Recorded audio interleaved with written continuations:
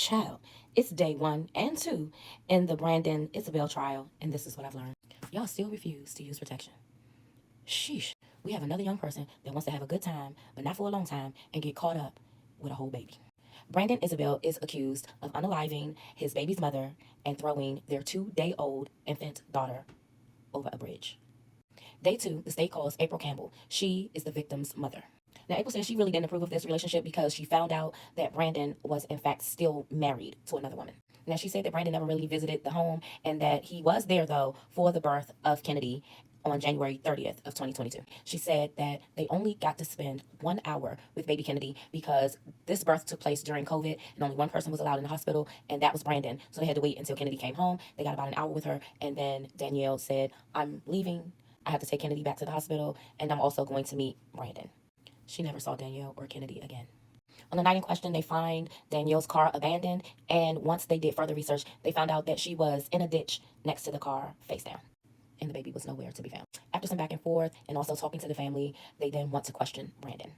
Brandon comes down to the police precinct. He's questioned. He hands over his phone. He allows them to search the car. In the car, they find black gloves. They also found an empty 9mm magazine in his car and an empty holster. In the backseat of the car, they find a few Walmart bags that are filled with baby items. Next up, we have Artisha Stewart, who was the defendant's girlfriend at the time of this incident. She just basically stated that she and the defendant started dating. They met at work. They started dating in June of 2021, that she and Danielle had a few verbal altercations because they all worked together. And of course, the rumors were out there that Danielle was pregnant with Brandon's child. But by January of 2022, she and Brandon were broken up. Miss Artisha was a bold something because she said that she took a paternity test up to the hospital so that Brandon could get a paternity test right away. And then on Cross, they were asking Miss Artisha about all of these text messages between her and Brandon. Text messages where he was professing his love for her and how she changed his life and he wanted to be with her and he just loved her so much. This man was even messaging her family. They had a group chat that he was professing his love to her family.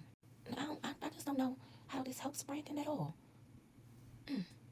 Anyway, on redirect, they asked her, "Did Brandon tell you that he saw Danielle that night?" And she said, "Yeah. He said that he met up to give her the baby clothes from Walmart." Anyway, lastly, they had Joshua Stanley on the stands. He is the real-time crime analyst, and that is their video surveillance system for the city of Memphis. He was telling us about how Brandon's car kept riding over that bridge, and so that led them to suspect that he threw the baby over the bridge. They didn't find her, though. Anyway, continue to follow me for more updates on this trial and others. This might be a short one, but a long one if you know what I mean. See you next time.